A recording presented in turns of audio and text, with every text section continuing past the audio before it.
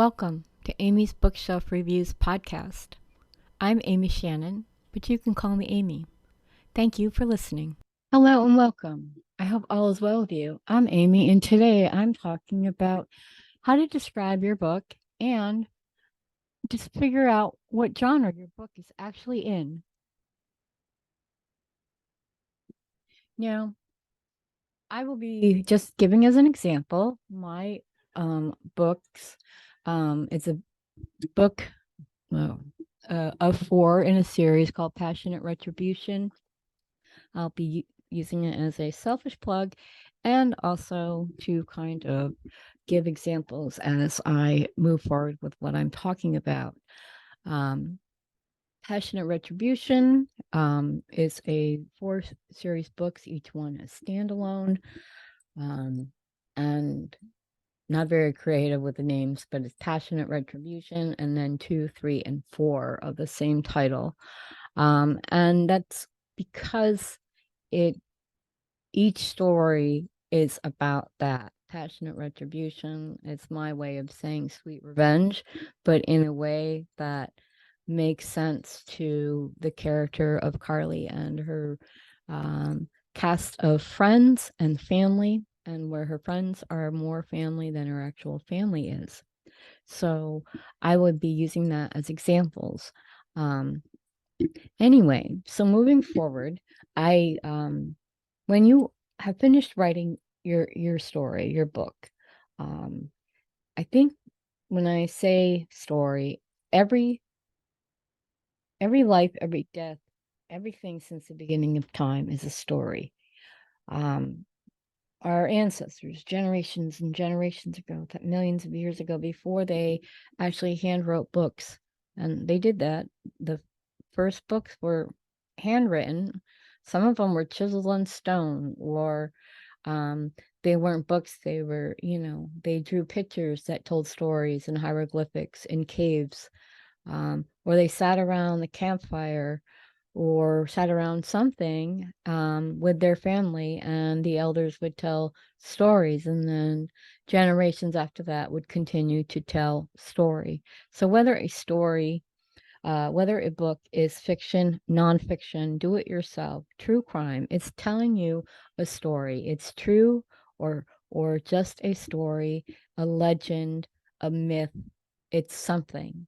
Whether you're writing a book about a serial killer or a private detective, that's a story. If you're writing a nonfiction historical book, you're writing a story that's true about the history of whatever topic you're writing about. If you are writing a poem, your poetry tells a story, and it doesn't have to be about characters. It could be about emotions or how you see the world or how you feel inside. So that's also a story.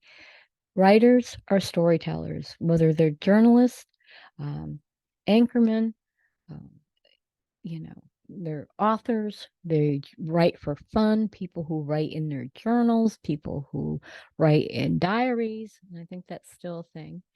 So then everything is a storyteller. You all tell stories. If you're writing a how-to book, like say how to build a house, that is something that you are doing. You are telling a story, a true story, in the steps on how to build a house. So when you think about it, you may be starting out with a hammer and nail, and you end up with a house. Well, how did that house get built? And even though it's steps or do it yourself, it's a technical manual, it tells you something. You can learn from stories. Stories can take you to a place that you have never been before. You don't have to leave the comfort of your bed, your sofa, your lounge chair to go places in reading. So as moving forward, as thinking about your writing, what is your book about? Whether it's nonfiction or fiction or true crime or poetry, that or you should know. Then you want to think about the age targets. Kids under 6, middle grade kids, 6 to 12, young adults, 13 to 17. Sometimes there's mature young adults, which I call the 16 plus. There's adults, obviously, anybody that's 18 or older. And then I think of the mature adult, and that's the 18 plus, where the book may have explicit language or scenes, and it's not necessarily about, it doesn't have to be sexual scenes. It could be graphic scenes. It could be a horror book that is very graphic and detailed and gory and all that nasty stuff that can happen. Um, you know, Sometimes less is more, simple is more, and then other times more is better. It really just depends on the genre of your story. I call like romance, you add a lot of fluff and lovey-dovey stuff and people on cloud nine and things like that. So where you might add that to a romantic story, you're probably not going to write it if you're writing a hardcore story about a killer or a detective. There's not a lot of fluff. It's just the facts, you know.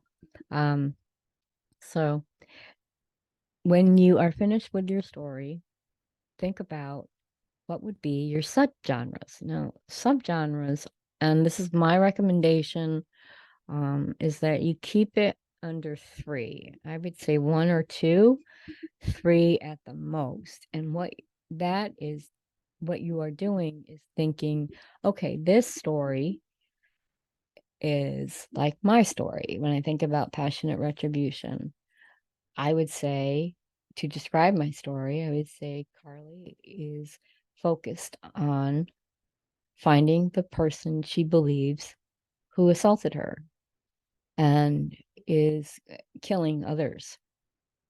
So, when I think about Carly, she used to be a detective, and now um, she did training so she could be a private detective because her injuries prevent her from going back to work. And it's not just outward scars, it's also emotional scars as well. So I think about, okay, Carly, she's a detective, private detective, old former detective, that's her. And then when I think about her relationships and the case she's working on and how her family and her friends are, intertwined in her life. Her friends are more family than her actual family is. And there's that dynamic too. So I would think about, well, I think it's kind of like a drama. And then if I had to put a third one on there, I would say, a little bit of romance because Carly does end up, she tries to figure out who's in her heart. Like her heart won't, is trying to tell her brain who she actually loves, but she's in denial. Um, and she tries to put that on a side burner when she's trying to deal with all the other stuff that is going on in her life. So that would be whatever that would fit my particular stories, you know. So when you finish your book and you get it down to where just, it's pretty much published ready, take your book and read it. Read it as if you were a reader. And I say that because pretend you didn't write it. Pretend you're a reader and you're reading it for the first time. What would you think of the story? How would you review it and not say, oh, I'm a great writer and I always get 5 stars? No. Think about the stories, make sure it makes sense, things that you would do and how you would describe the book. So, because you need to, well, if you want someone to publish your book other than yourself, you'll need the elevator pitch, a simple 2 sentence about your book that will grab people. You might want to add a tagline so you could put that at the top of your book description. you know you could use, and then you think about writing your book description. Do not write every little thing that will happen Because if someone reads your book description, they're like, oh, I don't have to read this book because I already know how it ends. So you don't want that. You want your book description to be concise. Um, maybe mention a couple characters, what a similar plot line, and then maybe at the end, and I do this a lot, is ask questions like, will Carly get the revenge she is looking for? Is Carly's revenge something like, um, is it revenge or is it truly justice? Two different things, but I'm asking the question. And then the reader will say, oh, well, maybe those questions should be answered in this book. And I'm going to read this book because this is the kind of genre that I like. So those are things that you want to know. You have to know. It's your work. What are you writing for? What story did you tell? Many times I see the genre and people just write literary fiction or fiction, and literary. It's just kind of like, yeah, it's a fiction book. That's what it tells me. It's a fiction book. And I know that literary is an actual BISAC category. That's your books categories that they have coded for, so you can, um, pick out the right genres when your publisher or you is going through the publishing process. When I see literary, I think of it's dramatic or it's a storyteller. And then as I read it, I might see, okay, well, it's more this than that. So if I update the category, you might want to rethink that. When I post my reviews and when I post them on my website and when I share them, one thing I add is the genre. So I will put your genre, the one you tell me it's about. But then if I read it, when I read it and I say, oh, it's about coming of age. Oh, it's a comedy. It's a crime book. It's not just literary. It's, it's an adventure or something like that. And I will add that to my review and where it gets posted. And maybe if you take the time and think about, oh, well, that's not the genre I told her it was, that maybe you could see what that what your story is about, coming from someone who has, I don't even know how many books I've read in my lifetime. I can tell you how many books I've read in the last, well, since 2014, but in my life, and not enough. I'll just say that, not enough. So if you're an author who wants to be on the show, or you just want your book to be on the show, go to amysbookshelfreviews.com/podcast for more information. If you're an author and you want your book reviewed, go to amysbookshelfreviews.com for more details.